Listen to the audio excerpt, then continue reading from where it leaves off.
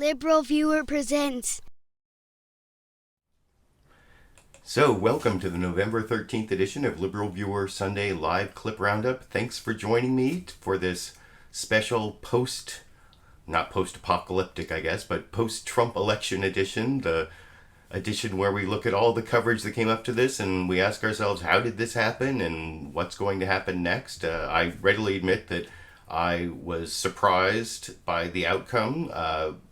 We talked about it with the clips last week. I believe the way I phrased it last week was there was a small but real chance that Donald Trump could be elected, but I certainly did not expect, I really expected Hillary Clinton to be the next president. So I was surprised by the outcome. The short answer to what happened is Wisconsin, Michigan, Pennsylvania. Those were the three states that last week looked like they were locked up for Hillary Clinton. But they were really within the margin of error if you were looking at the polls skeptically. And it was the Trump people who were looking at those polls skeptically, not the people on the other side. So that's what happened. I'm going to do a bunch of clips on what happened, a bunch of clips on what's going to happen next, or what Republicans are going to do next, and what liberals and Democrats are going to do next. There's a little bit of a crossover if you're watching either as a recorded or live viewer. I put a link down in the video description to this list of the 24 clips and 24 clips and 2 still images that I will be using and showing you throughout the program. And if you're watching as a recorded show, I'll also put a link down in the video description to the 2 topics, which are basically what happened and what's next. I have Kellyannne Conway on several different shows. If you remember last week, we were mourning the loss of Kellyannne Conway, and now she's going to be here for a long time, talking both about Reince Preibus and Stephen Bannon, who both got appointed to important positions in the Trump administration. I'll have the big fight between Jones and Mary Matalin on ABC's This Week with George Stephanopoulos. That will come later. Some good Bill Maher clips. Bill Maher giving a big I told you so to liberals that I don't think liberals really deserve. But I want to start off with the Dave Chappelle monologue from Saturday Night Live last night. I knew that Dave Chappelle was coming up. I've been a big Dave Chappelle fan since I think it's almost exactly 20 years when I first saw him in a small club in St. Louis. I think it was the beginning of 1997. I remember I was sitting in the front row with my wife, then my fiance. I remember it really clearly because he actually picked on me and asked me embarrassing sexual questions, but I still thought he was really funny, and I've been a big fan all the way since I saw him back then and through his Chappelle show, and I missed him once he basically retired unexpectedly. And one of the words he used on Saturday Night Live last night, not in the clip I'm going to show you, is that this could be a comeback. And, we're all looking for silver linings from this election. Maybe the comeback of Dave Chappelle is one of those silver linings. I thought he was really funny. I've taken about 6 minutes of his monologue. It's all of the 90-minute Saturday Night Live I'm going to show you. Down in the video description, there's a link to the entire Saturday Night Live program. There's also a link to the entire monologue available free on YouTube. Some other skits that are available were really funny too, that are available free on YouTube. One where Dave Chappelle and Chris Rock watched the election returns with scared white people or surprised white people, and then one where Dave Chappelle did this Negan parody on Walking Dead with some of his old Chappelle Show characters. But he did a great stand-up monologue. I thought it was really funny. I took basically the Trump jokes out of it, and then I couldn't help sneaking in a Black Lives Matter joke in the middle. This is about 6 minutes long, and I will watch it with you and talk about it with you after we watch it together here. I didn't know that Donald Trump was going to win the election. I did suspect it. Seemed like Hillary was doing well in the polls, and yet I know the whites. You guys aren't as full of surprises as you used to be. But America's done it. We've actually elected an internet troll as our president. And the whites were furious. We've never seen anything like it. I haven't seen white people this mad since the OJ verdict. There's a split screen with white people on both sides. Ah!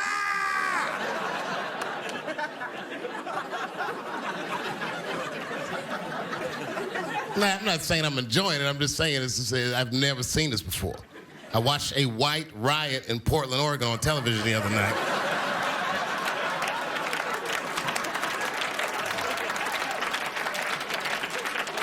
News said they did $1 million worth of damage. Every black person was watching that like amateurs.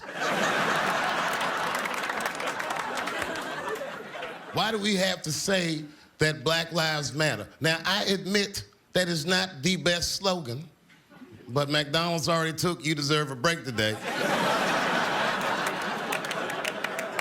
And I guess it's kind of catchy because everyone else is biting it. Even the police bite it. Blue Lives Matter. What, was you born a police? That is not a blue life. That's a blue suit. If you don't like it, take that suit off, find a new job. Because I'm going to tell you right now, if I could quit being black today, I'd be out the game.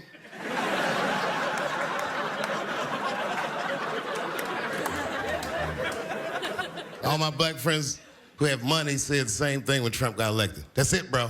I'm out. I'm leaving the country. You coming with us? Nah, I'm good, dog. I'm gonna stay here and get this tax break, see how it works out.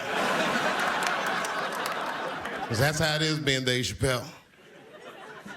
It's the first time I got some money, it didn't work out like that. The most unlikely thing that happened ever was a black president came out of nowhere like, come on, everybody, let's start thinking about everyone else. Oh, nigga, I just got this money! I didn't even think it was possible.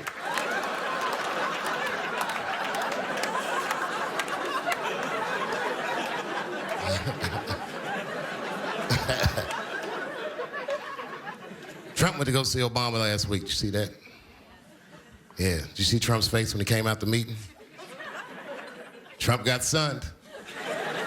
He looked shook. Trump looked like he got shook. He probably came in there. Hi, how are you, Mr. President? Good to see you. Hello, Donald. How you feeling? Oh, God, I got to tell you, this job looks like it's going to be a lot harder than I thought. Really?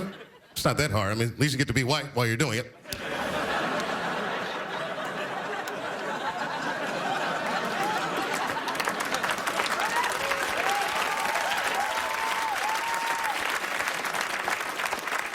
I'm just saying, I'm a little nervous. Nervous? Come on, man, relax. You haven't even met the aliens yet. It's gonna be all right. I don't know what he's gonna do, but I know Obama did a good job. Obama did a good job.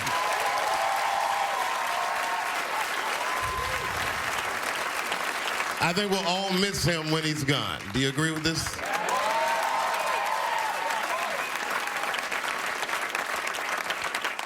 You know, before I go, I do want to say one thing, and this is not a joke, but I think it's important that I say this because they're marching up the street right now as we speak. A few weeks ago, I went to the White House for a party. It was the first time I'd been there in many years, and it was very exciting. And BET had sponsored the party, so everyone there was black. And it was beautiful. I walked through the gates. You know, I'm from Washington, so I saw the bus stop, or the corner where the bus stop used to be, where I used to catch the bus to school and dream about nights like tonight. It was a really, really beautiful night. And at the end of the night, everyone went into the West Wing of the White House, and it was a huge party. And everybody in there was black except for Bradley Cooper for some reason.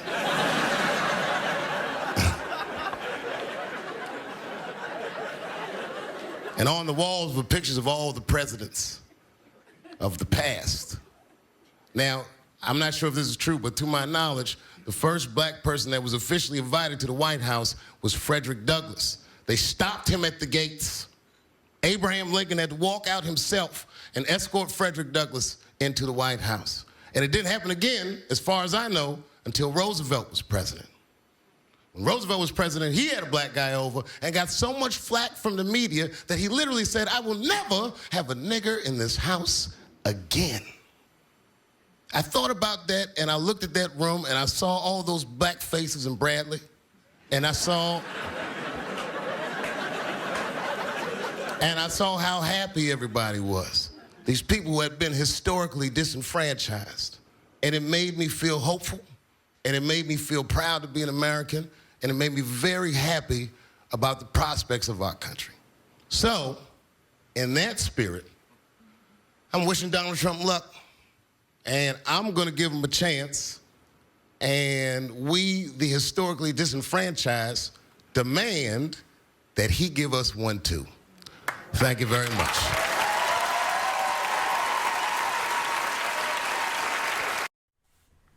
So like I said, I thought that was a great monologue. It was way, way above par for the kind of things that you see on Saturday Night Live. Usually, a lot of times the monologues are like awkward. They're like people who aren't used to doing stand-up. I think a year or two back, I started off my Sunday Live clip roundup with a Chris Rock monologue on Saturday Night Live. And it's just when the real masters get on there and do a monologue, it's just so much better. And you know, in some ways, Dave Chappelle's like Bill Maher, and you know, I really enjoy his perspective. I don't always agree with all of his takes on things, but especially Dave Chappelle and Chris Rock, I think, are great commentators on the state of race relations in the United States. And I think the sentiment he ended there with about, you know, wishing him, you know, luck, or, you know, giving him a chance and demanding that he give the disenfranchised a chance.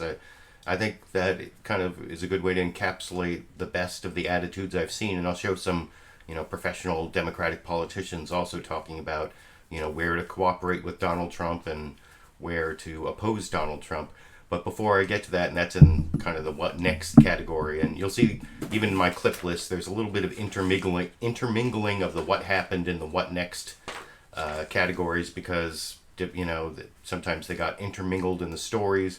You'll see that in some of these news reports I'm about to show. The first news report I want to show is a little over a minute. This is just the introduction from Chuck Todd, where he emphasized his split screen America theme that he used throughout the show.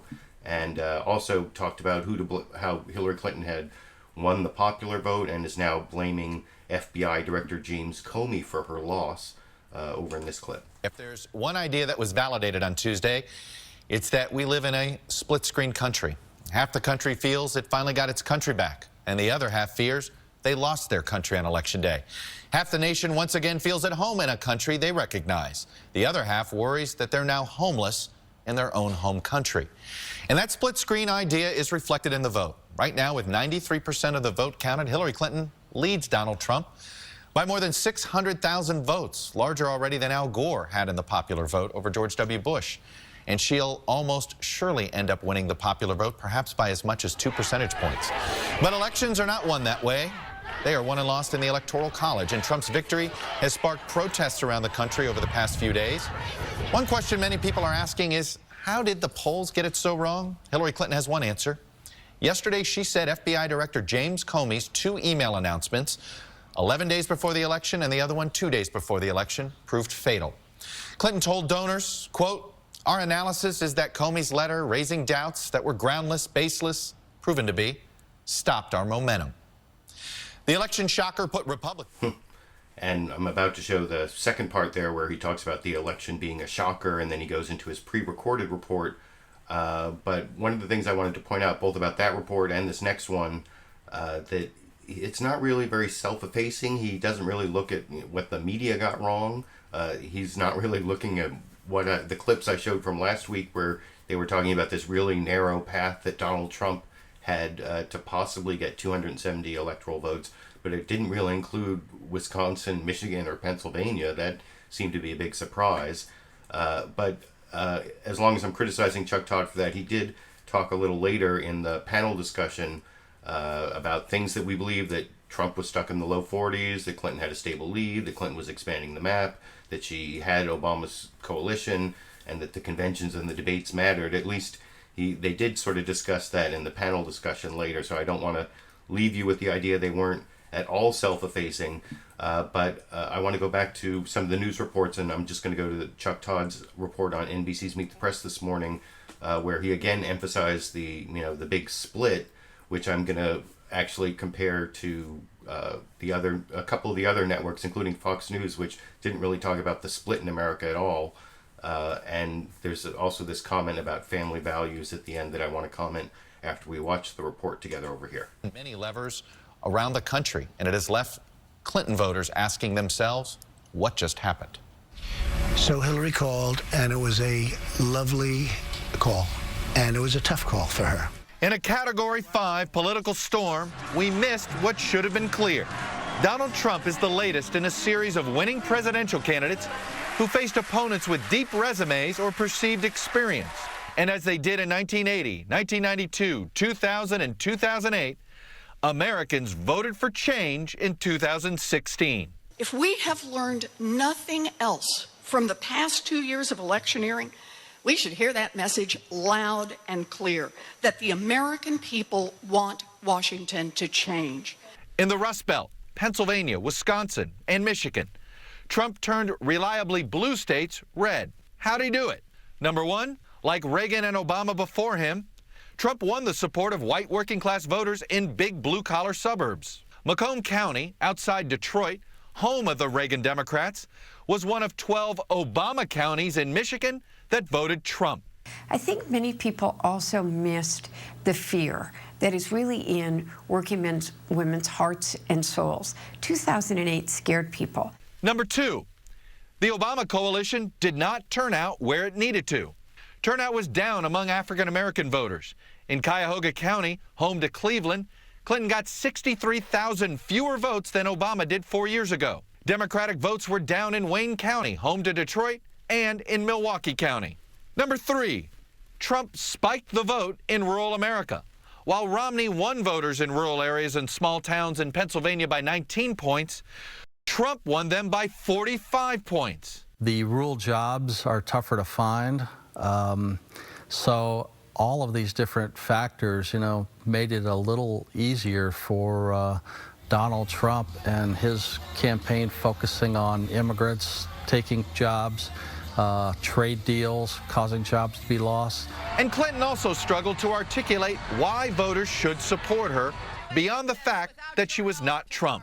What is the big idea of your candidacy? Look, we are stronger together. We are stronger together in facing our internal challenges and our external ones. Instead of running clear economic messaging in small town and rural America, as Obama's campaign did in 2012, now he has a plan that would give millionaires another tax break. Clinton's campaign focused on temperament. Knock the crap out of him, would you? For half of America, Tuesday's outcome is unfathomable. Discourse in this country has changed forever. The other half celebrate. What I'm seeing is a return back to family values. And joining me now is the woman who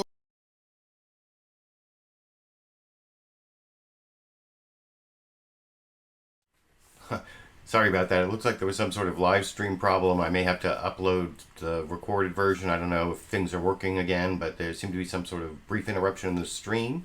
But I have the recorded version on my hard drive that I will upload. But I thought that Chuck Todd report was sort of a good look at things, although the idea that Donald Trump is bringing back family values, I mean, he's on his third wife and he wants to deport. During the campaign, he said he wanted to deport the parents of American citizens, and he didn't care about splitting up families. I don't know how that's family values, but I want to move on to the ABC This Week with George Stephanopoulos report. Please let me know down, the live viewers, if you're seeing the show again, and if you're seeing it in sync, the audio and video. Hopefully it'll be in sync. But this is the ABC This Week with George Stephanopoulos report, and he also talks about the big shock and the biggest upset. And he does talk about what's going to happen next as well, but you'll see they use this sort of split America, or the big split in the electorate, as one of the themes over in this clip. This week, after the biggest upset in American political history, this unforgettable, once unimaginable image. Donald Trump side by side with President Obama in the Oval Office. Soon it will be his office, his home. And as America wrestles with what happened and what's next, the first answers from that famous Fifth Avenue skyscraper, where our future government is taking shape. Protected by a no-fly zone, surrounded by protesters, Trump Tower is buzzing with intensity. The president-elect's family, loyalists, advisors, and wannabes all jockeying for position. And the man at the center, soon to be the world's most powerful, now shoulders the hopes and dreams of millions of Americans, the fear and anxiety of millions more. It is time for us to come together as one united people. From his moment of victory, a kinder, gentler Donald Trump praised for the opponent he promised to jail. We owe her a major debt of gratitude for her service to our country. deference to the president whose legitimacy he questioned. Mr. President, it was a great honor being with you, and I look forward to being with you many, many more times in the future. Thank you, sir. Respect for the Republican leaders he denounced. I think we're going to do some absolutely spectacular things for the American people. But away from the rituals of Washington, alongside the elation of Trump supporters, there is deep anxiety, anger, and fear. No Trump, no KKK, no racist USA. Protests 4 nights running. You are under arrest. Thousands marching across the country. On Twitter, Trump dismissed them as professionals, then praised their passion, too. On social media, vicious racist images. School kids taunting minorities. White power! So how will President Trump bind those wounds rubbed so raw by this campaign? Which promises will he keep? Which will fall away? And how will Congress, the country, the world respond to this earth-shaking change? Secretary Clinton has So that was the ABC report, and I thought it was also a fairly balanced report, not like fair and balanced in the Fox News sense. And it was kind of similar to the one I showed earlier from NBC's Meet the Press. The next one I want to show is actually the Fox News introduction, and you'll see they don't really talk about the split. They talk about, the stunning upset victory of Donald Trump, but then they talk about him taking the reins of power, and then the big split they're talking about is the split between the Trump presidency and the Republican Congress, and the two guests they have on kind of represent that split, which that's kind of vintage Fox News. I think maybe they are going to go back to their old pattern during the George W. Bush administration, where they basically, covered splits between Republicans and tried to ignore the Democrats, or at least they ignored the Democrats today, as I will talk about as we watch that introduction to Fox News Sunday this morning from Chris Wallace over here. President-elect Donald Trump moves to take the reins of power. We discussed a lot of different situations, some wonderful and some difficulties. My number one priority in the coming 2 months is to try to facilitate a transition that ensures our president-elect is successful. As Trump gets ready to name his team and set his agenda, we'll discuss both with top advisor Kellyannne Conway, live only on Fox News Sunday. Then the Republican Congress begins setting its priorities. What's in store for Obamacare, trade, and boosting the economy? We'll talk with House Majority Leader Kevin McCarthy. It's a Fox News Sunday exclusive. Plus, as Trump begins to make a big adjustment, We're going to look very strongly at immigration, border. We're look very strongly at health care, and we're looking at jobs, big league jobs. we'll ask our Sunday panel which Trump we'll see, the blustery candidate or the disciplined president. All right now on Fox News Sunday. And hello again from Fox News in Washington. After pulling off one of the biggest stunners in the history of American politics, Donald Trump is now moving quickly to fill his administration and pursue his agenda. In a moment, we'll speak with Kellyannne Conway, senior advisor to the Trump transition. And later, with one of the top Republicans in Congress, House Majority Leader Kevin McCarthy. But first, so like I said, you can see there at the end that that's sort of the Fox News version of fair and balanced. They have like a representative from the Republican president and a representative from the Republican Congress. So you're really going to get both sides of the issue there. And that's, like I said, the split that Fox News covered more than the big split in the electorate where Hillary Clinton actually won the popular vote. Although I do have to point out that they did talk about that in their panel discussion. They even put up the popular vote here, and they compared it to Romney-Obama in 2012. And one of the things you can see is that Trump actually got less votes than Romney, but Clinton got a lot less votes than Obama. That's basically how she lost, because that, I think, is actually the big success of the Trump strategy, that by making it all personal attacks, and the Clinton campaign was part of this too. They really made it about character and attacks on the other person. That makes people disgusted and they just don't want to come out, and that really helped Donald Trump. And I'm going to show you this NBC News data download section here where they were trying to explain, did Trump win or did Hillary Clinton lose? and they show Florida versus Wisconsin, and they say basically that Trump won in Florida because he did better than Romney in Romney areas, and then lost in Hillary lost Wisconsin because she didn't do as well as Obama. But I think in overall, even when fewer Hillary Clinton voters come out, that's still Trump winning, because I think that was part of his big strategy, was to lower voter turnout by just making everyone disgusted with the whole process. And like I said before, I think the Clinton campaign didn't really do much to take the high road, as Michelle Obama had once said. And I'll discuss that a little more after we watch the Chuck Todd information here on data download this morning here. We've been looking at the question, did Donald Trump win the election or did Hillary Clinton lose it? The answer, yes and yes. But let's really dive into the numbers. We're going to start with the state of Florida, where Clinton hit the number we thought she needed. She actually got 248,000 more votes than President Obama did in 2012. Big surge in Latino voters. But Obama won Florida. Clinton did not. How did it happen?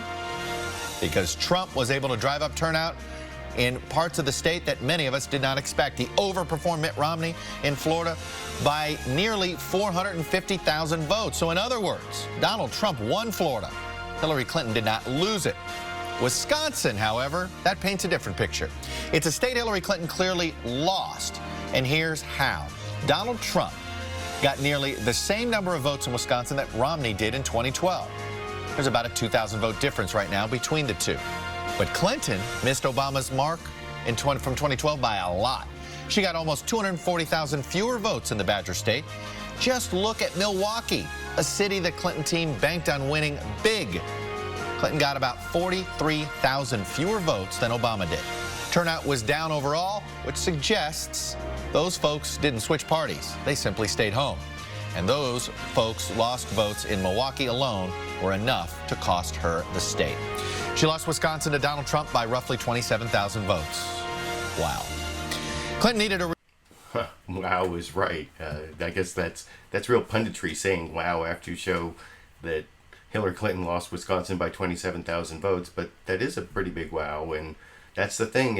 Hillary Clinton won the popular vote, and if she had won, like another 60, 70,000 votes in Wisconsin, Michigan, and Pennsylvania, she would be president now, which is kind of crazy in terms of the way the U.S. system works. And, I've generally been someone who has favored getting rid of the Electoral College. I see basically one benefit of the Electoral College is that it tends to magnify the size of the win in elections that are close, which is good to give people, a political mandate to, make it so that the winner has legitimacy and some power to start off their presidency.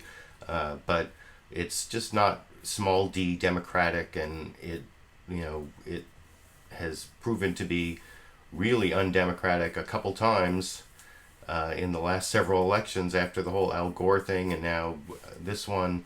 I mean, I would definitely be in favor of going to a popular vote system, and people say it requires a constitutional amendment, but it's actually not true. It only requires legislation passed by states that have 270 electoral votes. Once those states all agree to give all of their votes to whoever wins the popular vote, you don't need a constitutional amendment. So I'd be in favor of that to solve the problem that Chuck Todd was talking about there. But I want to move on to this next clip. It's actually another news report on what happened, and it gets a little bit into also what's happening next. And then I'm actually going to show a clip of Paul Ryan, the Speaker of the House, talking to Jake Tapper about what should happen next. But first, this is Jake Tapper's introduction to State of the Union on CNN, where he usually says, what is the State of the Union? And of course, it's in transition. And unlike Fox News and like the ABC and NBC reports I showed, he does also talk about the split in the electorate, as I will discuss with you after we watch that clip together here. Washington, where the state of our union is in transition. Donald Trump is now President-elect Trump, and the world is watching with bated breath to see just what he has in store for America. No Nazis, no KKK, no fascist USA. No Nazis. Protests against his election, of course, continue this weekend across the country, most of them peaceful, although the mayor of Portland, Oregon, is asking protesters to stand down in wake of violence against police in that city. There are some reports of violence against Trump supporters in Connecticut. 2 men were arrested for allegedly beating a man holding a Trump sign. Meanwhile, civil rights groups in school districts across the country report an uptick in incidents of intimidation and harassment of minority groups and girls and women. Graffiti in North Carolina reads, "Black lives doesn't matter and neither does your vote." "Go back to Africa, make America great again," was written in a high school bathroom in Minnesota. Tensions are high and tempers are flaring across the country. The country, of course, may be divided, but the government in Washington, D.C. is not. Republicans now control the U.S. House, the U.S. Senate, and soon the White House. So what is on the Trump agenda and how quickly can it get done?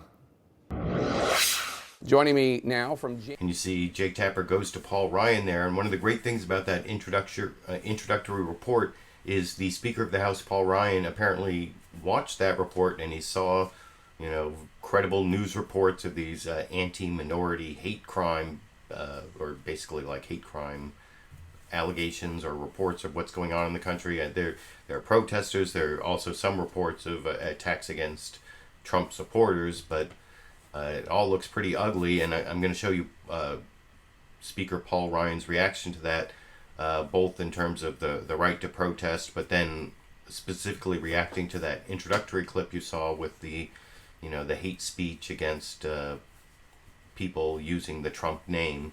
And Paul Ryan, came out against it, but he also said that, he's sure that Donald Trump isn't for that stuff, despite, the racist comments that Donald Trump made during the election, which I will discuss after we watch that clip together here. Before we begin talking about legislation and moving forward, I'm just wondering, there are millions of Americans out there, as I'm sure you know, who are frankly terrified about what this America under President Trump will mean for them. Is there anything that you, as Speaker of the House, one of the leaders of the nation, want to say to them? Sure. First of all, I hate it that people feel this way. And second of all, they should not. I think people should be rest assured. America is a pluralistic, inclusive country. It is, it has been, and it will continue to be. So I really think that people should put their minds at ease. We're going to get to work on solving the big country's problems, getting this economy growing, fixing our national security, fixing our healthcare problems, getting our budget put together, the things that we've been talking about. So I think people should just really put their minds at ease. We're pluralistic, we're inclusive. That's the kind of country we want, that's the country we are, and that's the country we're still going to have. But just to accept and acknowledge that there are these incidents taking place all over the country. Well, yeah, first, I heard your lead in there. That's terrible, that's awful. By the way, that's not Republicans. We are the party of Lincoln. People who espouse those views, they're not Republicans, and we don't want them in our party even if they're thinking about it. And I'm confident Donald Trump feels the same way. So there's no place for that. And protests, as long as protests are peaceful, if people want to express themselves that way, that's what we can do in this country. That's what the First Amendment's all about. Let's move forward to some of the...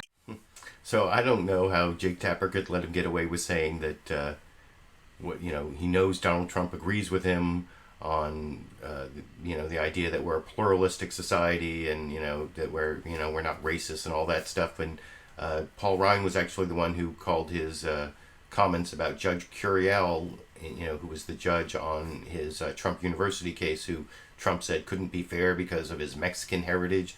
It was Paul Ryan who said that was textbook racism. And Jake Tapper even asked him about that comment all the way at the end of the interview. That was kind of like the first question, and then there was like 5 minutes in between before Jake Tapper asked him about that, not in reaction to what he said there, but just to say, what about Trump's racism on the end? He said, I don't want to relitigate the past, and he really, I don't know. I think that question belonged with Paul Ryan's response there. But the next clip I want to fit in here, it's also kind of, it's not only what happened and the whole like racism and sexism of Trump voters, and then also their real, they're also real important working class needs that are not being met, that are reasons that people voted for Trump having nothing to do with racism and sexism, and the split between those. That's kind of what happened, but it's also how to go forward and how to deal with the implications of Trump. So it's sort of like what happened, but also what's next. Kind of like that last clip. This next clip is from ABC's This Week with George Stephanopoulos, and it was kind of a nasty fight between Van Jones and Mary Matalin. I usually don't show the pundits, but I thought this was kind of a revealing of sort of the split between the way Republicans and Democrats see what's happening in the country. First, Van Jones follows up on something he said on the election night about, what am I going to tell my children about people voting for this racist?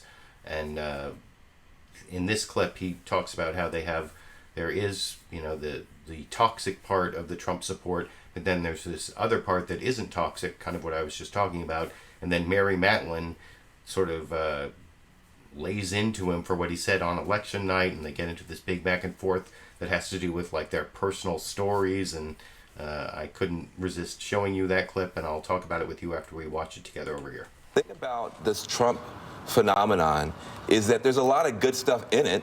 The anti-elitism, the concern for working class jobs, but it's just marbled with all this toxic stuff.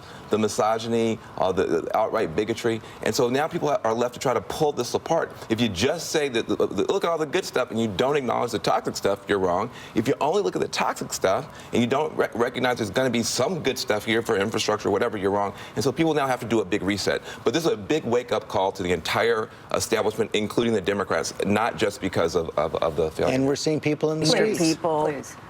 Van has, to my mind, retracted your white lash with what you just said. No, that we have to not focus totally on the toxic stuff. But you should, and if you don't, you're wrong. You are not, that's not the path for progressives. We've all agreed at the outset of this show that the path, which is Ellison's message, you say, is to go back to the Rust Belt and the rednecks. Well, you're not going to get there with climate change and Putin and all the rest of what you're talking about. There are people in South Carolina who run hotels who understand their self-interest. They will be overrun by rivers and water if they don't deal with climate crisis. Dan, we're just about out of time. I want to answer the white lash. When I said, and I stand by it, I said that race was a part. And there was a part, that alt-right part, that was a part of a white lash. And if you listen to the whole quote, you would agree with what I said. So I don't take that back. I did listen to it. And at the end, you said, what do I tell the kids? What I would tell your kids, I'm a black man in America who went to Yale, who's written books, who served a president, and now has a And I'm a ninth-generation American, ma'am, and I'm the first one in my family born with all my rights. I'm a ninth-generation American. And so we have not escaped because I went to Yale all of the problems of this country. You should not be a racial polemicist. You should be a racial reconciler. You should be ashamed of yourself to say that to me to my face.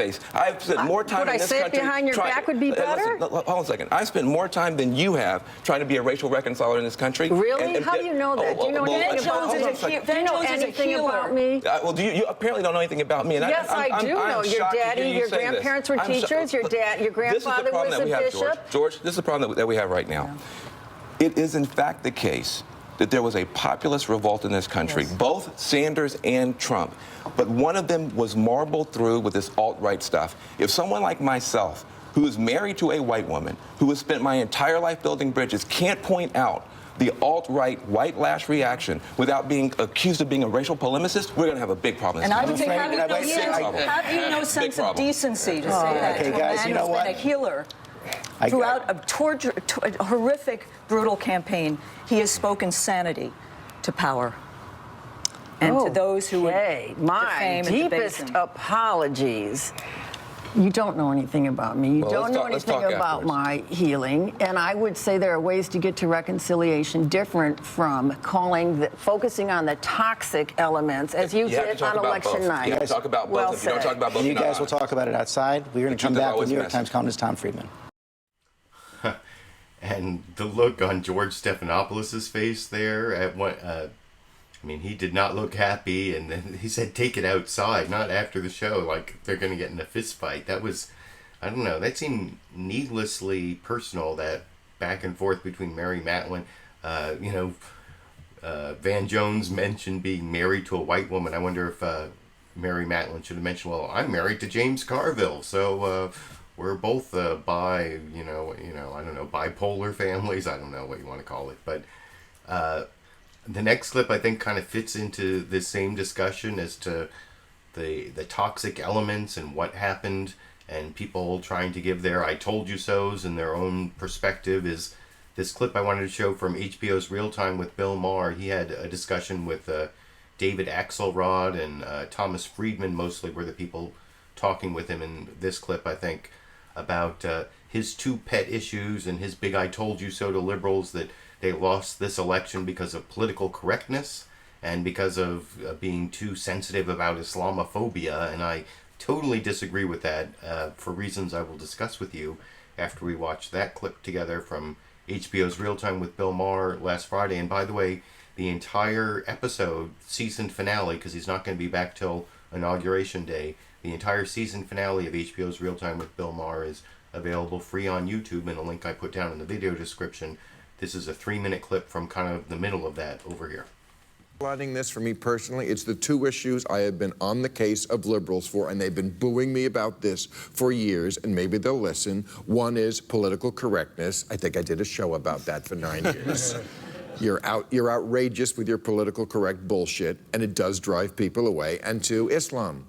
You know, Islam. They don't, Democrats, there's a terrorist attack, and Democrats' reaction is, don't be mean to Muslims, instead of how can we solve the problem of shit blowing up in America. Yeah. And, you know, that's not a good way to get... The problem with American politics, let's make this straight, the problem with American politics is we don't cater enough to white men. No, I didn't say that. No, you did. Actually, you literally did. You literally did, actually. No, you're right, I think. Like, you're 100% right about that, but do you want to be right or do you want to fucking win? You know what? No.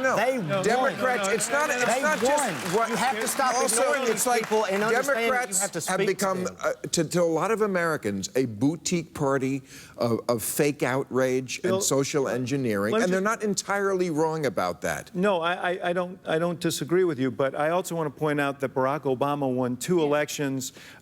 He's the only president since Eisenhower won 2 elections by 51% or more, and he carried a lot of the counties that she lost yesterday. She lost 90% of counties where people have a median income less than $50,000. So it's not all about culture. A lot of it has to do with economics. The fact is, when Donald Trump said to these folks, the game is rigged against you, I think a lot of folks feel that way because the economy has changed in ways that conspire against a lot of people in this country, and we haven't given them a good answer. And one reason we haven't given them a good answer, though, is that you know, I grew up in Minnesota, and there's a Minnesota congressman who said, when you were growing up in Minnesota in the 50s, 60s, and 70s, you actually needed a plan to fail. If you were a white, average sort of white male, average education, because there was so much wind at our back. And I think the big change now, Bill, you need a plan to succeed. And I think what Donald Trump is confronting, what the Democrats have confronted, is with machines. I wrote about this last week. I mean, IBM, Watson, you know, just co-wrote a song. I mean, this stuff is escalating it's so quickly. Machines are eating this stuff. And what these people are going to do, I'm not sure anybody has the answer. I mean, because even Trump's answer to these people that felt so threatened by other people's equality was a lie.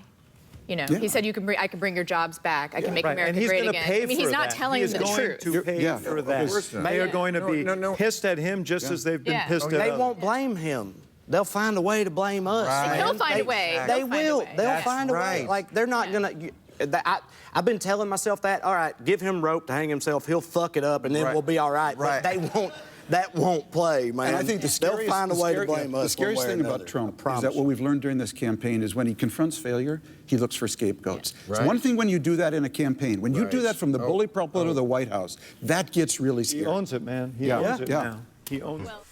And you heard David Axelrod at the end there saying he owns it. And, I mean, that's the real question. I think that this could possibly be the peak of the Trump movement, because from this point on, all he can do is disappoint his followers in terms of not really being able to deliver on a lot of his ridiculous promises, and also being fairly naive in terms of getting how things get done in our constitutional system. So as he fails to deliver on those ridiculous promises, I think his supporters will become more and more disillusioned.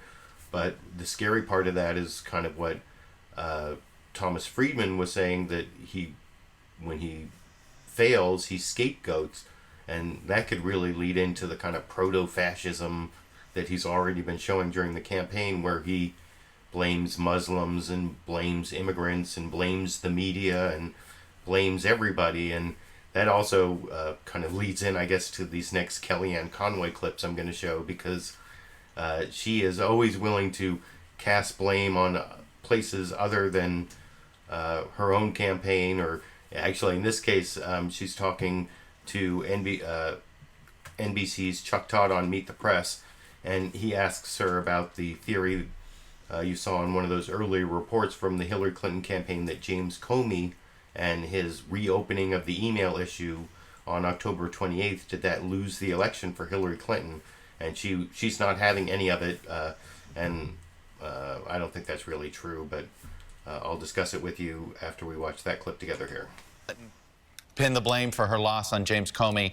Do you believe Comey did have an impact, whether a direct impact or not? Do you believe it had some help to your candidacy in the last 11 days? I think it's unfortunate that for Secretary Clinton, who is a woman of enormous gifts and talents, and she should be commended for putting herself out there and running for president twice, I just can't believe it's always somebody else's fault. Sometimes you just have to take a look in the mirror and reflect on what went wrong. We saw the polls tightening, as you must have, before the Comey announcement on October 28th. And I think to recognize the fact that 40 million people have already voted, they can't have it both ways in Clinton world. They were quoted that very weekend, Chuck, on your show and others as saying, oh, people have already decided, people have already incorporated the email scandal into their voting decisions. Now they're going back and saying he had an impact. What about the fact that they just got it wrong? What about the fact they weren't in touch with Americans and the cultural zeitgeist and the issue set that motivates many Americans? What about the fact that people felt like they had nothing in common, no connective tissue with Hillary Clinton? I'm going to leave it there. By the way, congratulations, the first woman to run a successful presidential campaign as campaign manager. Thank you. I'm thrilled for the country. That should not get lost in all of this. Thanks for... Yeah, I guess that shouldn't get lost in all of this. But one of the things that got lost in my commentary before that clip is I forgot to explain what I thought was wrong about what Bill Maher said, you know, blaming liberals for being too politically correct and too sensitive about Muslims. I think actually you can make the entirely reverse argument that and I think I did this in the video I put up on Wednesday in my post-election clip roundup showing what happened on election night and giving my response, where I think all those people who said that this country isn't racist and sexist, even though that's not the only reason people voted for Donald Trump, they certainly overlooked it, and a lot of people didn't care about it, and a lot of people have a really narrow definition of racism and sexism that lets them overlook things that I think are obviously racist and sexist that Donald Trump said during the campaign. And so it's not political correctness that's the problem. It's people who are, you know, excoriating the so-called SJWs, the social justice warriors, for saying that society is sexist and racist. Well, I think this election kind of proved the social justice warriors are correct. Excuse me. So I don't think Bill Maher's correct on that point.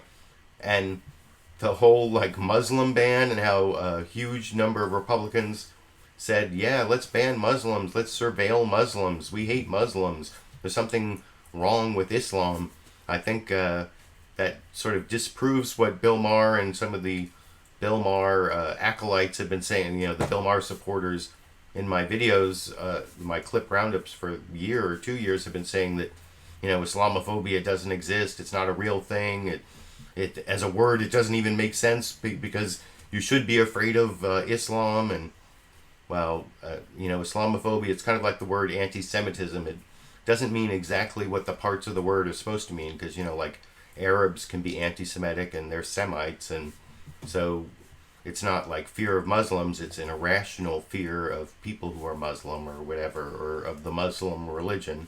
And I think that's really out there. I think Donald Trump proved that. So the I told you so's from Bill Maher, they don't really make sense. And then Kellyannne Conway, and of course the Trump people are trying to claim a mandate, and that's something Kellyannne Conway did talking to Chuck Todd, and he at least called her on it, unlike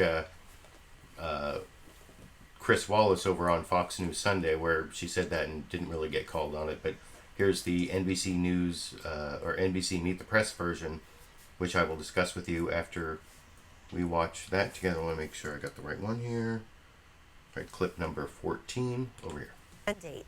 And those of us who are around him will support him wanting to do stuff. All right, but you say it's a mandate. How do you explain losing the popular vote? Well, you've got big states in there like California and Illinois, New York. All part of America. All part. Well, of course they're part of America. No, but that's my point. So that's half the country. I mean, it's one thing to claim a mandate, and I think governing-wise, I get what you're saying. But you do have a public opinion-wise or popularity-wise, that's a different story. How do you square the two? How do you square the Chuck, two? My colleagues across the aisle in Brooklyn and Team Clinton are very smart people. I respect them very much. But they misread America. They did not have her in red states. They were pretending that they were going to turn red blue. They were pretending. It was literally said, and all of you covered it like it was gospel, literally said, we will know this election result before Election Day because of the early vote. False, but written about. She had a good election, she had a good early voting, but horrible Election Day turnout. Then it was, quote, we will have historic turnout. False, but it was written about and covered as if it were true because it came from them. Well, I just want to say to you about him, he has put out an agenda that everybody can see. Right. He has talked about what his replacement for Obamacare would be. He has talked about his plan to defeat radical Islamic terrorism. He's going to create 25 million jobs over 10 years, invest in energy and infrastructure. It's all there. Let me ask you one final question, Hillary Clinton. So that's a totally bogus answer in terms of whether you have a mandate based on popularity and the popular vote. She was basically saying that he beat expectations, which is not the same thing as winning the popular vote or even getting a mandate in terms of, well, that's obviously something I disagree with. You can let me know what you think down in the comment section. That's actually the last clip I want to play on the first topic, even though it was a little bit intermingled with the second topic. But the first topic was what happened. Now I'm going to move on to the second topic, which is what's next for Republicans and what's next for Democrats in terms of how they react to this big surprise that Donald Trump is going to be the president starting January 20th, 2017. And the first clip I want to show on that is actually a news clip. This is the news story from Fox News, Doug McKelway. I actually gave Doug McKelway a little bit of a hard time in a video I made on Friday where he was trying to say that Donald Trump was pushing back against a miscasting of his views on women or something, and he like said pussy instead of pushing by mistake. Or anyway, this is Doug McKelway giving his report on what's happening with the Trump transition. And actually, what's interesting about this is he talks about the split, the split in the Trump campaign between being a disruptor and being a cooperator. And he says if they're going to be a cooperator, Reince Preibus will be the chief of staff. And since the Sunday morning shows, we now know Reince Preibus is going to be the chief of staff for the Trump administration. And Stephen Bannon, who was more the disruptor, he's going to be a senior counsel, although he's going to have a powerful position as well, apparently. But I'll discuss that a little more after we watch that Fox News Sunday clip. Brief introduction from Chris Wallace, and then Doug McKelway talking about what's next in the Trump administration here. With the latest from Trump Tower in New York City. Doug. Hi, Chris. Outside of Trump Tower, things are calm this morning after a fourth day and night of protest. The entire block is ringed with heavy security and blocked off to traffic with police barricades. These kinds of security precautions will remain in effect until January 21st, after Inauguration Day. Meanwhile, inside, the transition team continues its furious round-the-clock pace. The team is now headed up by Vice President-elect Mike Pence. It includes 3 of Trump's adult children, Ivanka, Donald Jr., and Eric, as well as his son-in-law, Jared Kushner, as well as other trusted advisors. They've got to fill more than 4,000 jobs, and they have only 9 weeks to do it. Campaign Chief Kellyannne Conway yesterday indicated that the choice of Chief of Staff is all but made, and speculation is rampant that it's going to be RNC Chairman Reince Preibus. It's imminent. No, but it's imminent. I think Chairman Preibus has expressed an interest in the position. There are several people being considered, and it's Mr. Trump's decision ultimately. As you might recall, Trump showered praise on Preibus on election night. That could be a sign that he may be just too valuable an asset to pass up. The chief of staff job, widely regarded as the second most important job in the White House, serving as gatekeeper to the president. And to that point now, Trump's team reflects a cadre of competing interests. Pence, on one hand, seen as sober-minded, a social conservative with deep Washington ties, while firebrand Breitbart publisher Stephen Bannon is known for his take-no-prisoners attitude and has been deeply critical of establishment Washington types. It all raises questions of whether Trump might go for staffers who are willing to work within the Byzantine bureaucracy of Washington, or staffers who might want to blow it all up. Chris, back to you. Doug. So this is where Fox News is actually good at reporting on things.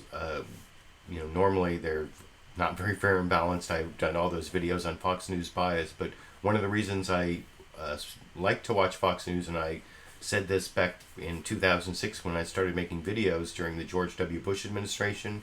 At that time, George W. Bush was president, and Republicans controlled the Senate and the House, and Fox News was a great source on what's going on inside the Republican Party, because they're basically an arm of the Republican Party, and that hasn't really changed. And so they're really showing you these two sides, the disruptor wing and the cooperator wing. And it looks like the people who want to cooperate with the Republican establishment are the people who are winning out, both in terms of Reince Preibus's appointment and some of the lobbyists on the transition team, which I'll get to in a minute. But first, here's Kellyannne Conway sort of answering that same question about the split between the disruptors and the cooperators, and Reince Preibus versus Stephen Bannon, talking to Chuck Todd on NBC's Meet the Press this morning. Over here. Yesterday, that a chief of staff announcement was imminent. Who a president names as chief of staff does set a tone. I want to quote Dan Balls from this morning.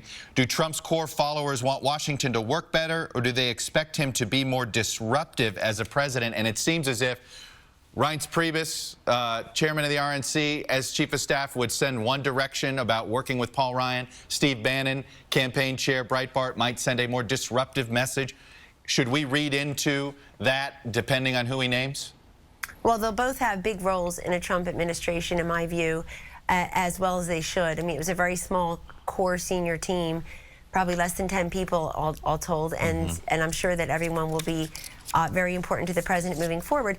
I will say this, though. I think having worked with him and known him, Steve Bannon in this particular campaign was the general, and he is much more the Goldman Sachs managing partner and much more the naval officer, I think, than people realize. That's a big part of his what background. You're saying is he wouldn't come in to say, let's burn Washington down, proverbially? I think that the president-elect is there to actually implement his first 100-day plan, and those around him know that and will appreciate that, whether it's within his inner circle or on Capitol Hill. We are very grateful in Trump world to both Bannon and Preibus, and I think you'll see them continue to work together. We all work very closely together. This is a mandate, and those of us who are around him will support him wanting to. And the end of that clip where she claimed to have a mandate, that's the clip I already showed you, where Chuck Todd actually followed up and questioned her on the lack of a mandate, at least in terms of the popular vote. But that clip there, I think, is especially informative now that we know that Reince Preibus is going to be the chief of staff, not Stephen Bannon. And in a lot of ways, it looks like the Trump administration is going to lean a lot more towards cooperation with the Republican establishment, and that means that it is a lot more likely that the working class Trump voters are going to end up being disillusioned by, that the drain the swamp rhetoric is not really going to turn into draining the swamp. It's going to be the same old lobbyists in charge of the industries that they lobby, or the regulators of the lobbyists are going to be in charge of choosing who their own regulators are for the industries for which they lobby. And that was actually a question that Chris Wallace asked Kellyannne Conway over on Fox News Sunday, and her answer is kind of ridiculous. She says, well, we need the lobbyists in there because you need people in government who have experience, which makes you think, well, why do we have Donald Trump in there who's never served in government in his life, and he's like 70? But here's Kellyannne Conway's answer to the lobbyists are helping drain the swamp question on Fox News this morning. Transition team that Mr. Trump has put together. Here's what he said on the campaign trail. My contract with the American voter begins with a plan to end government corruption and to take our country back from the special interests. We are going to Washington, D.C., and we are going to drain the swamp. But Kellyanne, the leaders of the transition team that Mr. Trump has put together are all familiar politicians, and the staff includes lobbyists who are weighing in on who's going to run the agencies that oversee the industries that those lobbyists represent. Those are the folks that are going to drain the swamp? Yes, they are. If they want to be part of the Trump administration, they are, Chris. Look, these are people who are talented and have done this before. You can't just appoint novices. You have to have people who know what they're doing. But at the same time, moving forward, this is an administration that's going to run very differently than typical Washington. Finally, the voters got what they wanted, what they've been begging for 30 years, which is give us the opportunity, give us a person who actually represents the outsider, non-Washington, business experience type of profile, somebody who goes to Washington owing nobody anything. And I will tell you, at the Trump campaign, none of us got rich off the Trump campaign. And I'm telling you, that will continue into the way he runs his government. The gravy train is about to have its wheels blown off and its engine completely ripped from its bearings, because there's just no reason to keep this consultant lobbyist access at such AXIS at such a level where people feel like their interests are not being served. Part of the rigged, corrupt system that he was giving voice to so often is the one we heard from voters. They don't appreciate all the organs and adjuncts of Washington, D.C. working against them. This is an administration for the forgotten man and the forgotten woman. Nobody thinks of lobbyists and consultants as the forgotten man and forgotten woman. Well, let me talk to you. That is also kind of a diversionary answer, the kind of answer that Kellyannne Conway is kind of famous for, or at least if you've been watching the clips of her since she became the campaign manager for Donald Trump. And one of the things that she said that no one's getting rich off the Trump campaign, but he said that he was going to put his business, if he became president, into a blind trust headed by his children, which that's not really what a blind trust is. And it was kind of a ridiculous, abstract argument as to how his business was going to be affected by, or the conflict of interest question was kind of this ridiculous, abstract argument when Donald Trump wasn't going to be president. But now he actually is going to be president. And as ABC's legal affairs correspondent Brian Ross reported in his discussion with George Stephanopoulos on ABC's this morning, there's no law that makes him put his assets into a blind trust, but what he's said he's going to do so far just doesn't cut the ethical mustard, so to speak, as I will discuss after we watch that quick clip over here. Questions also about his business. He has said it's going to be given to his children to run. At the same time, we saw his children appointed this week to formal roles in the transition. A lot of ethics experts looking at it and saying that is not a blind trust. Experts on both sides, both parties say that, George, that he's going to turn over the operation to his three children, Donald Jr., Eric, and Ivanka. That's not a blind trust, according to the experts we talked to. They're involved now in choosing the next government. It's really a situation that no other president has had in years and years. He clearly is not going to follow the idea that generally there is no rule that requires this, but there generally is a situation which people are required to put their interest to the side so they don't have a conflict. Yeah, all recent presidents have done that, but as you point out, the president is exempt from the conflict of interest rules that all other administration officials must abide by. Right, it's a common practice, but not required by law. Okay, Brian Ross, Martha. And that's one of the sad things about the Trump campaign, is that there are these common practices that he didn't adhere to, but there's no legal requirement that presidents or presidential candidates do those things. There's no requirement that they put their assets into a blind trust so that they don't know what those assets are. So when they make presidential decisions, they can't be accused of doing it for financial gain. Another one of those practices is the whole idea that presidential candidates release their tax returns. I think every candidate going back to like Richard Nixon has done that. And I don't know, he did say he would do it after the audit. I've been reading your live comments during the broadcast, I noticed there was this comment from Reince here pointing out that Donald Trump never released his tax returns. Well, he said he would after the audit. I thought that that was going to be like a dodge that he never had to follow through on because he wasn't going to become president. But now he is president. Does that mean eventually he is going to release those tax returns? I mean, the audit's not going to go on forever, not for all 4 years. You would think he's going to have to release those tax, especially now that he heads the IRS. But you can let me know what you think down in the comment section. I appreciate that comment from Reince and from all the live commenters who keep me company while I'm showing you these clips. And now I want to move on to sort of the second half of the what next thing. That part was what are the Republicans going to do next. This next part is what are Democrats and liberals going to do next. And I want to show this introductory clip from NBC's Meet the Press, Chuck Todd talking about how Democrats are really out in the wilderness. They don't have the presidency. They don't have Congress. They don't have state legislatures. They did really badly in the elections, and the party's kind of hollowed out. And it leads into an interview with Representative Keith Ellison from Minnesota, who apparently is going to try to run to be the head of the Democratic Party.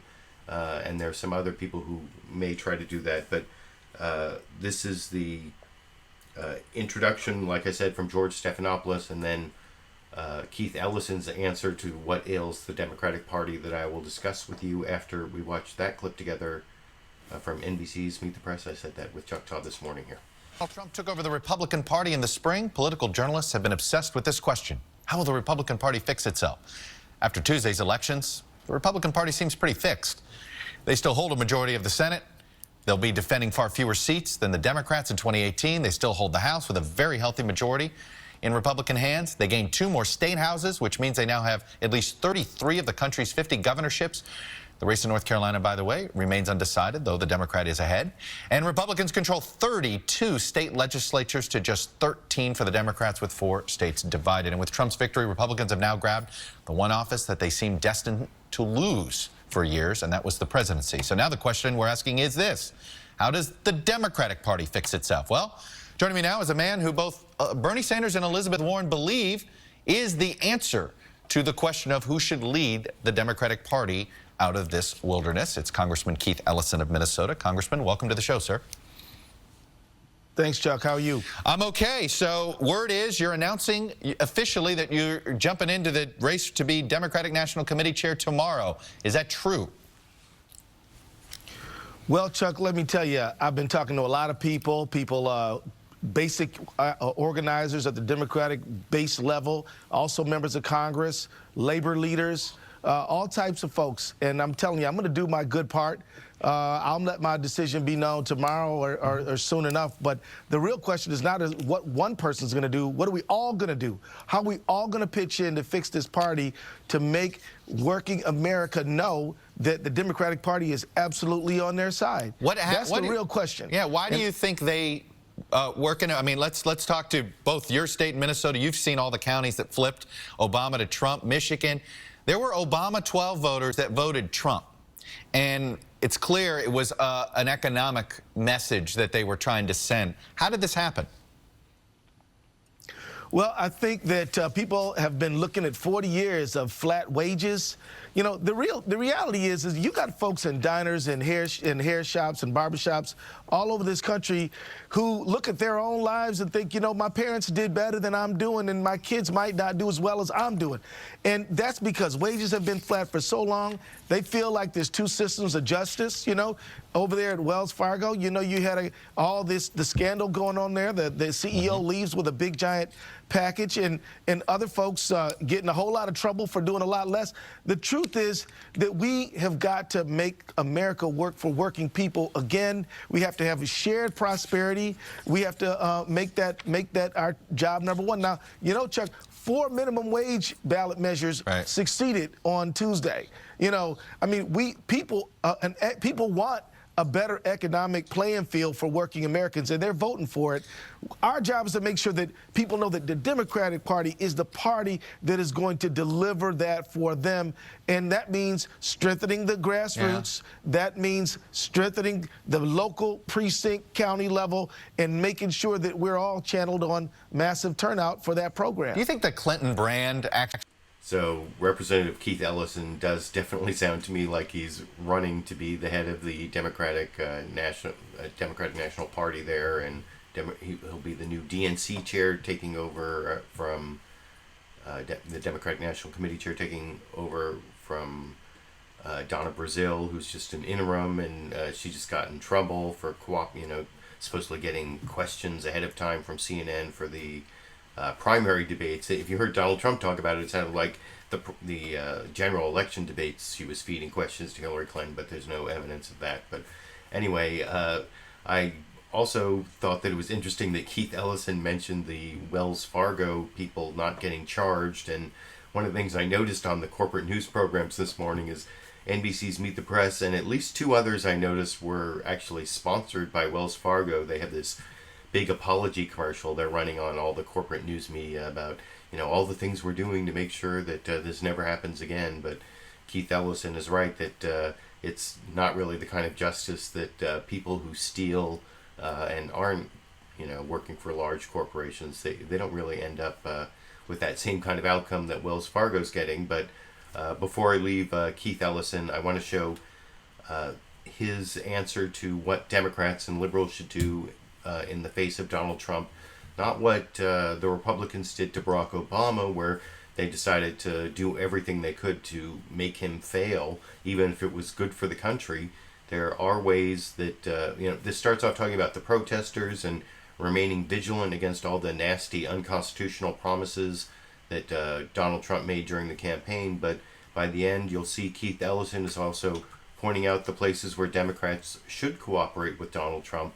And I will talk about that after we watch that second and final Keith Ellison clip for the program tonight.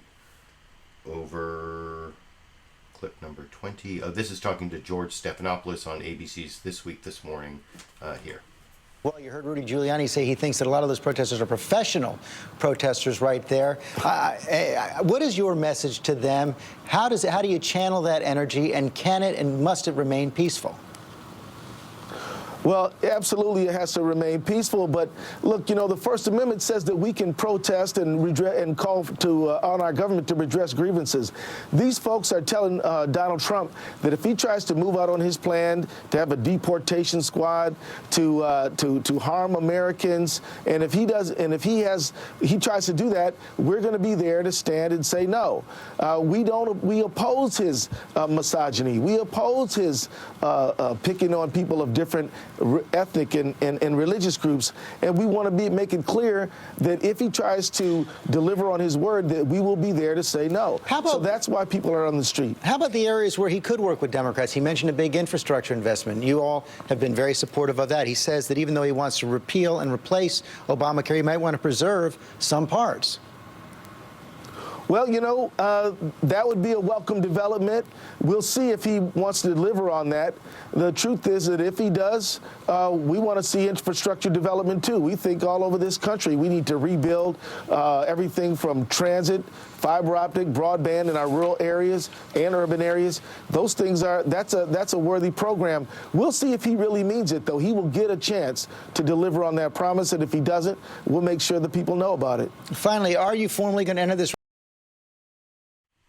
And Keith Ellison, you heard George Stephanopoulos asking him if he would enter the race. He was asked that he was also asked that over on Meet the Press, and he, said he wouldn't announce it yet. But again, he does sound like someone probably, if you're watching this on Monday instead of Sunday, he's probably even already announced that he's running against Howard Dean to be the head of the Democratic Party, and I think there may even be another candidate. I'm not sure, but as of right now, I haven't really heard from Howard Dean, but.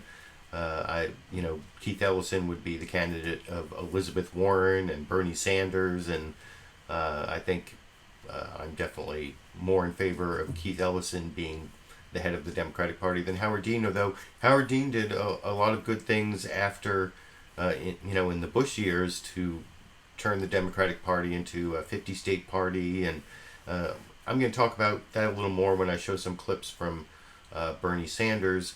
But the next clip I want to show is actually from New Jersey Senator Cory Booker, who, I don't know, he could be running for president in 2020 for all we know. He is kind of a charismatic, democratic, he could be another Barack Obama, I don't know, is it? But in this clip, he kind of says some of the same things you just heard from Keith Ellison, saying that the protesters are doing a good job of making sure that Donald Trump doesn't follow through on his promises to take away people's rights, but also talking about, not engaging in hate and being willing to cooperate when things are actually good for the country, as I will discuss after we watch that clip together. And this is from NBC's Meet the Press.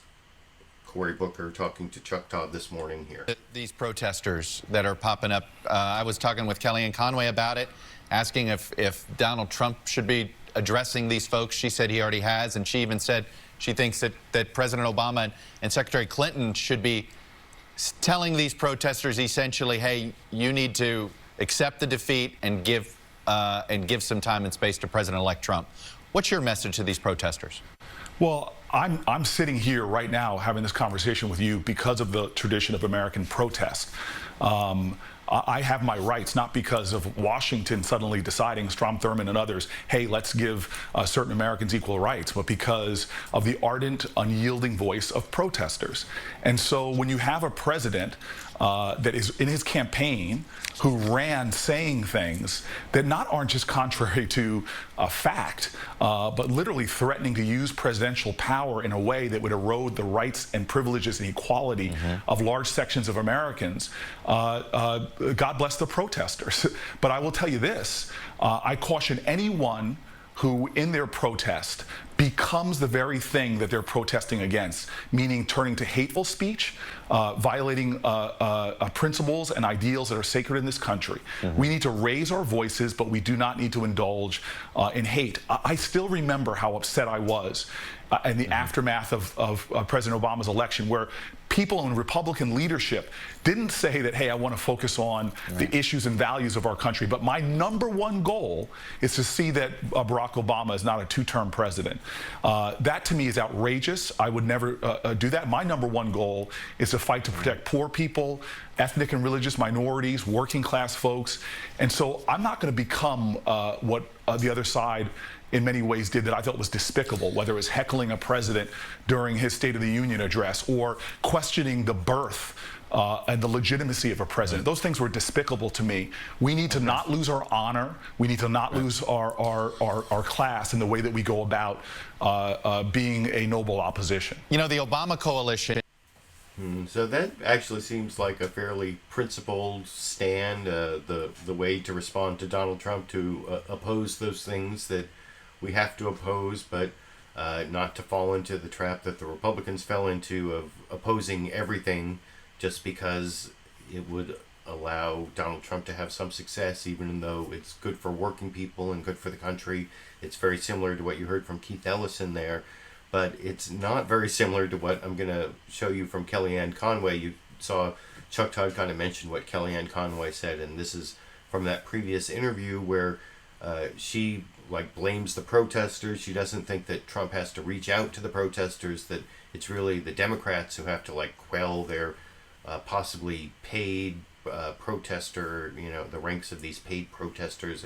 I guess they're calling them AstroTurf in a way. And then in the follow-up question, Chuck Todd asks about something Harry Reid said about Donald Trump being a sexual predator who didn't get the popular vote or something like that. And she almost seems to say that Harry Reid might be in some legal trouble for calling Donald Trump a sexual predator, which is also kind of disturbing. You'll see Chuck Todd calls her on it, and I'll discuss it with you after we watch that clip. This is actually kind of a 5-minute long back and forth, so it's going to take a little while, and then we'll be back. I'll be back to discuss it with you after we watch it together here. Mr. Trump also told the Wall Street Journal that one of his top priorities... Did I say that was Chuck Todd? I'm sorry. That was the one. I misread my notes there. That's obviously not Chuck Todd. That's Chris Wallace on Fox News Sunday. Everything else I said about the clip is true. It's about reaching out to the protesters and the Harry Reid quote, but it's not Chuck Todd on Meet the Press. It's Chris Wallace on Fox News Sunday this morning over here. Mr. Trump also told the Wall Street Journal that one of his top priorities as president is to bring the country together. Here's what he said in his victory speech. For those who have chosen not to support me in the past, of which there were a few people, I'm reaching out to you for your guidance and your help so that we can work together and unify our great country. But since the election, there have been dozens of protests, some of them violent, as you well know, across the country. How does Mr. Trump intend to reach out to the protesters and to the millions of other people who are scared of his presidency? Well, I think he's off to a great start in that victory speech by saying, I represent all Americans, even those who do not support me. And I would say the protesters and those who they supported have a responsibility, Chris, to come together for a peaceful transition and in the name of the world's greatest democracy, and recognize that regardless of what they say, quote, he is their president. And you know, if the shoe was on the other foot, people's heads would be exploding all across the country that somehow the Trump voters would not accept Hillary Clinton as their president. I think the President of the United States, Secretary Clinton, Bernie Sanders, perhaps others can come forward and ask for calm and ask for a peaceful transition and ask their supporters, which are masquerading as protesters now, many of them professional and paid, by the way, I'm sure, ask them to give this man a chance so that this country can flourish. But by the way, Donald Trump's also been hearing in the last couple of days from Republicans that had not supported him. He's received calls in the last few days from Carly Fiorina, from Governor Jeb Bush, from Governor John Kasich, and he's happy to receive those calls as well from heads of state, because you know, he won Michigan and Ohio without the help of the Republican governors in those states. But I can tell you, knowing him very well and knowing his management and his leadership style, he is willing to work with everyone who is willing to work with him, and even those who are going to be dragged along. Let me ask you about working with everyone, because finally, Senate Democratic leader Harry Reid issued a statement on Friday, and I want to read some of it to you and to our viewers.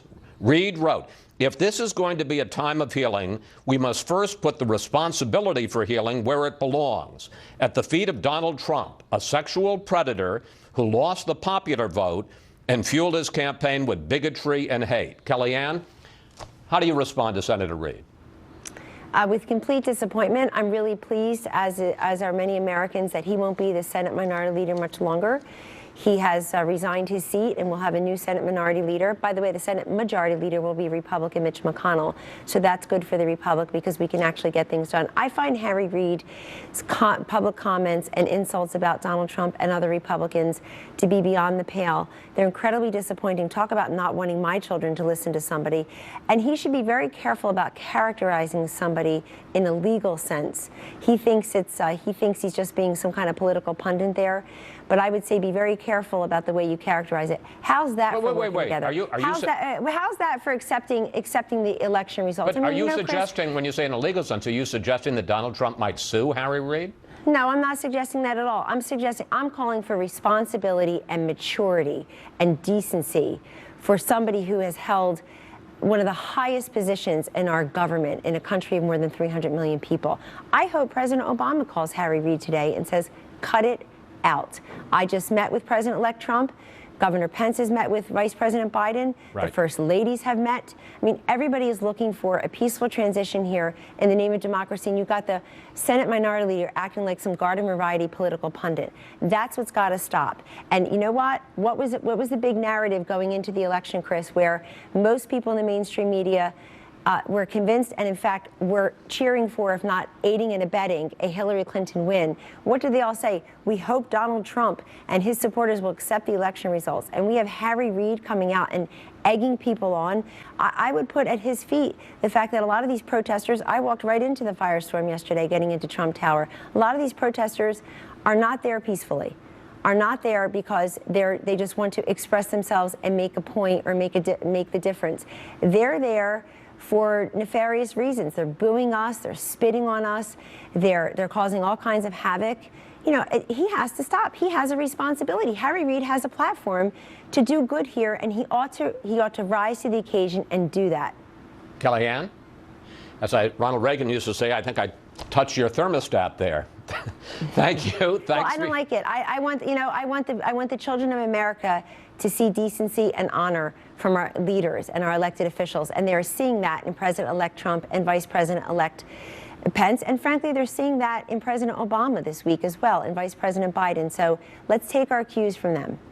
Thank you. Thanks for your time. And again, congratulations on honor and decency. I don't know. I think it's a little late for the Trump campaign to be saying that they're in favor of honor and decency when so much that came out of Donald Trump's mouth and this campaign was so dishonorable and even indecent. It's hard to argue with the words dishonorable and indecent when it comes to the utterances of Donald Trump in the 2016 campaign. That's just a fact. You can go back and look at my clip roundups over many months to find the evidence that proves that point.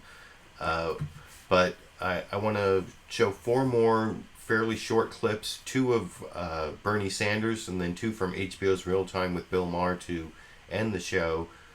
First, I want to show Bernie Sanders also reacting, I think, much more magnanimously than Kellyannne Conway in that last clip to what the protesters are saying. This is the whole not my president meme, where Bernie Sanders kind of echoes what you heard from Keith Ellison and from Cory Booker and from others. And actually, Bernie Sanders put out a statement that's almost word for word what he says in this interview on CBS's Face the Nation, talking to John Dickerson, where he talks about the places where he is going to be vigilant and oppose Donald Trump, and the places where he's willing to cooperate with Donald Trump, which are similar to what I believe, as I will discuss with you after we watch that 1-minute CBS Face the Nation clip together over here. One of the protest anthems going on about Donald Trump is "Not my president." Is he your president? He won the election. I did everything I could to see that he not become elected, but he won. Our job now is to hold him accountable. You know, Mr. Trump claimed that he was a champion of the working class of this country. And as you know, there are millions of people who are working longer hours for low wages. They don't have any health care. They can't afford to send their kids to college. They can't afford child care. If Mr. Trump, in fact, has the courage to take on Wall Street, to take on the drug companies, to try to work forward, go forward, to create a better life for working people, we will work with him on issue by issue. But if his presidency is going to be about discrimination, if it's going to be about scapegoating immigrants or scapegoating African Americans or Muslims, we will oppose him vigorously. A lot of... And that's basically my position on the election of Donald Trump, as I have been thinking it over since Tuesday. I did my show on Wednesday, and you can see that still on my channel. At least the edited version without the Fox News announcement of who won the election, because I got a Fox News copyright claim through the Content ID system, which doesn't allow me to, well, first it blocked the video for several days, and now it's not monetizable, so I've kept it as unlisted, but you can see the edited version of my original reaction to Donald Trump's election, and I think I've eventually come to what you just heard from Bernie Sanders and Cory Booker and Keith Ellison about how we need, and even from the ACLU, that there are certain policies he suggested during the campaign that liberals and Democrats have to vigorously oppose. There's the whole Supreme Court issue I'm going to get to in a minute, but that if Donald Trump tries to actually implement what he said he's going to do with deporting 11 million undocumented immigrants, or banning Muslims from the country, or surveilling Muslims, or taking away women's rights to, punishing women for getting abortions, taking away First Amendment rights through these weird changes to the libel laws that make it easier to punish people for speech against the president. I don't know, is that like going back to the Alien and Sedition Acts from John Adams' administration? I don't know, but those are all things that liberals and Democrats need to oppose, but we don't need to oppose, infrastructure projects or other types of things that would be good for the United States and good for working Americans just because it might make Donald Trump more successful. That was something Republicans did, and I never agreed with, and I don't agree with now that Donald Trump is president, even though I couldn't be more opposed to the presidency of Donald Trump. So I agree with Bernie Sanders and those other speakers to that extent. The second Bernie Sanders clip I want to show is where he's talking about what needs to change in the Democratic Party, why he is supporting Keith Ellison, and Keith Ellison is a great grassroots organizer and knows about going from the bottom up and not the top down, and he talked about that in some clips I didn't show, and I think Bernie Sanders really sums it up here in talking about being concerned with the needs of voters, not donors, in the 1-minute clip from CBS's Face the Nation talking to John Dickerson over here. Pay attention to the way you ran your campaign or the way Hillary Clinton ran hers. I think it's time, it's not just Hillary Clinton's campaign, it's time to rethink whether or not the Democratic Party can simply spend so much time and energy raising money from wealthy people and putting ads on television. What we need to do is create a grassroots movement of millions of people who want to transform this country and make it the kind of country that we know that we can become. John, there is no rational reason why we pay the highest prices in the world for prescription drugs. No rational reason why we are the only major nation on earth that doesn't guarantee health care to all people. We don't have paid family and medical leave. Why are our kids going to see a lower standard of living than their parents? We can transform this country. We're a wealthy country. We can do it. But we have to have the courage to stand up to the billionaire class and corporate America and Wall Street to do it.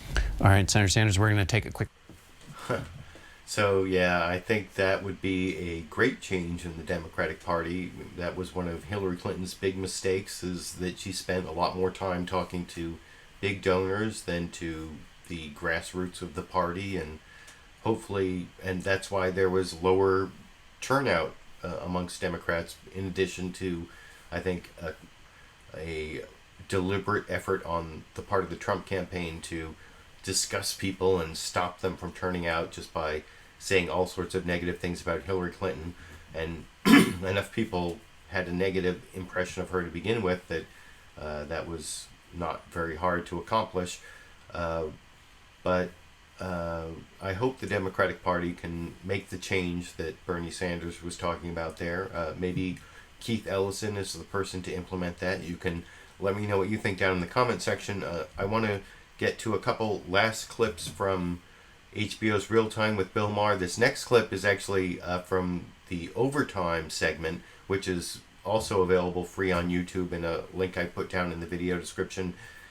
Eric Holder, the former Attorney General, was a guest, and I guess someone on, it wasn't me, but someone on Overtime asked a question of Eric Holder that Bill Maher reads about the ACLU website crashing because there's so many people who want to donate, and you'll see Eric Holder is answering the question about whether the ACLU can really do anything to stop the Trump administration from implementing these really nasty, unconstitutional policies he advocated for during the campaign, and I will discuss that after we watch that 90-second clip together over here.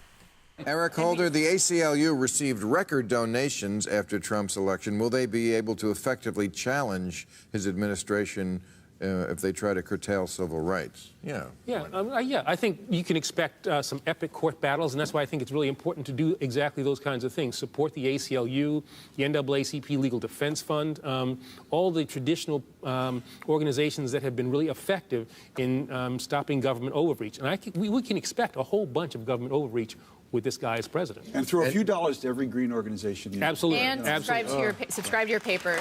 Right. Subscribe to magazines.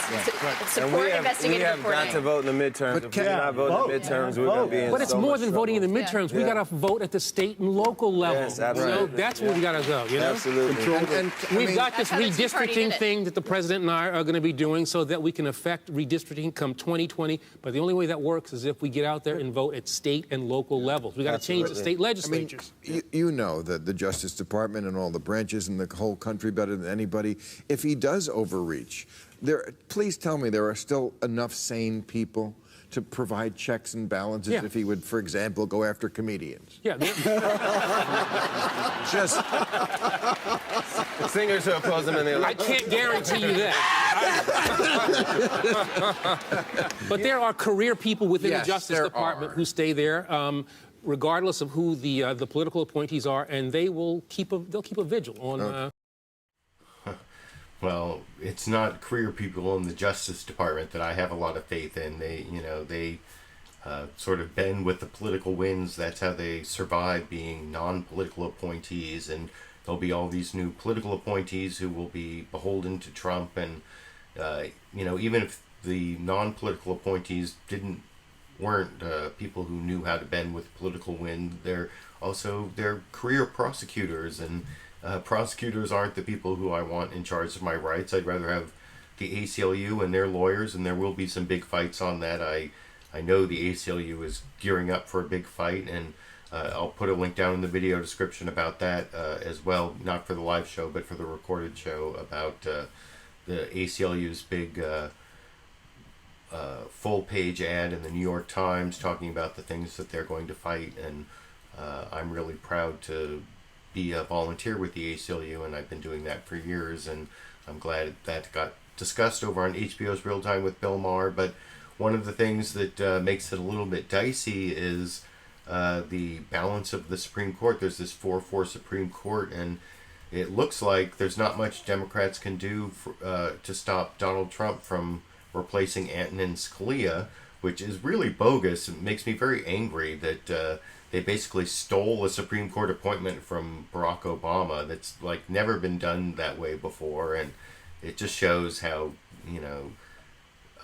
nasty Republicans are, or how unprincipled they are in terms of their fidelity to the practice of the Constitution and even the powers of the Constitution. They could have at least held hearings on Merrick Garland, but the upside is that the only Supreme Court appointment that Donald Trump has, at least at the moment, is to replace a very conservative Justice Antonin Scalia, and that's not going to change the balance of the court. But that leads me to my final clip. It's just 19 seconds long. It's one of the brief new rules that Bill Maher did in his the end of the season finale of HBO's Real Time with Bill Maher. Like I said, the entire episode is available for free on YouTube, and a link I put down in the video description. And this is a short clip I took from that for my final clip tonight over here. Rule: Ruth Bader Ginsburg must live forever.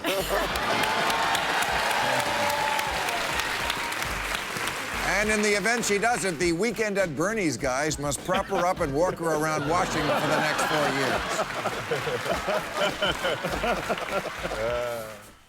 4 years.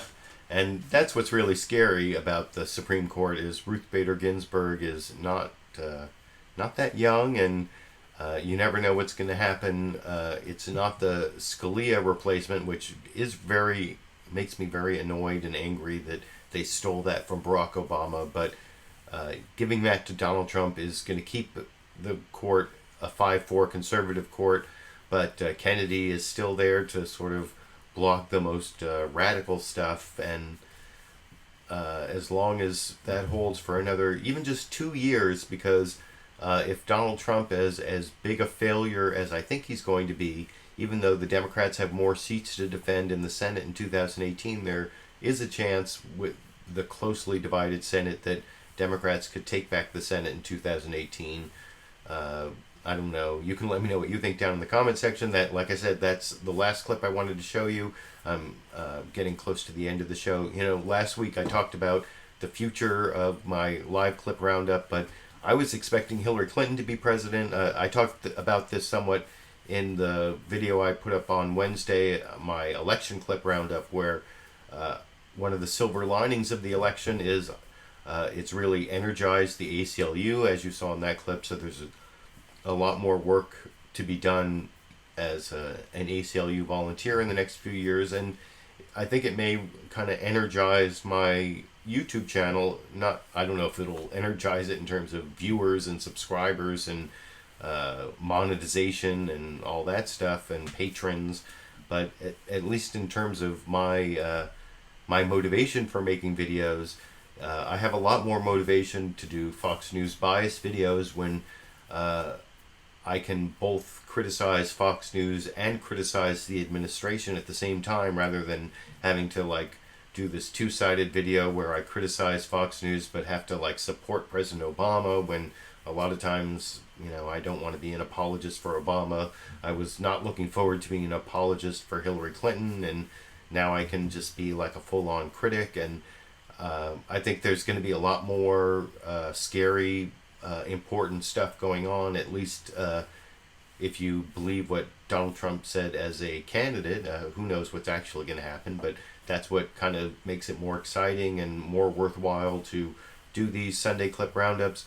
The one, I may take some Sundays off or delay some of the clip roundups. That's the one thing that I was really trying to communicate last week when I talked about possibly not going forward. It's not so much that I'm not making enough money or I'm not enjoying it, because I actually enjoy doing it. It's just that the commitment of putting 8 or 10 hours in every Sunday, it's, you know, it makes it hard to plan around for some other things. And I know there's stuff coming up in December and January and probably several other months. You know, maybe I'll take one Sunday off every couple months. I'm sure you won't mind if I don't show up every single Sunday, but and maybe some Sundays, instead of rounding up all the topics on the shows, I'll like pick one topic and make a shorter show. But I'm definitely more motivated to keep doing these Sunday clip roundups, and also more edited, produced videos, and maybe even some more Fox News bias videos as they become more of a mouthpiece for Donald Trump and the administration, which really seems to be the direction they're going in. Also, I promised to do this edited, produced video book review of no, not this side. Who cooked Adam Smith's dinner? This book about whether economics is anti-feminist, that will almost definitely be released first to patrons and then to the public in the month of November. There's all these things coming up, and it's so unpredictable how much free time I have to devote to those kinds of things. But I appreciate all of you who showed up to watch the clip roundup.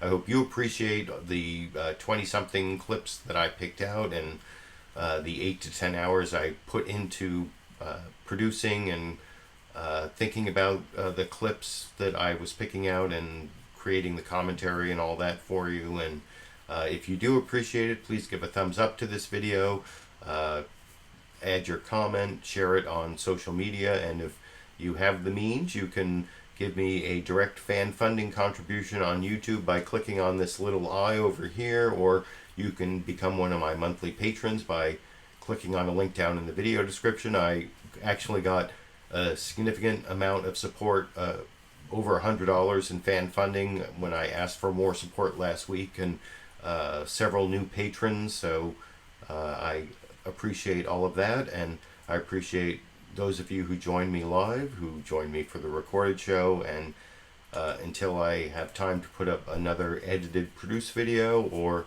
until next Sunday when I will definitely be back for another Sunday live clip roundup, I guess I will be seeing all of you around the internet.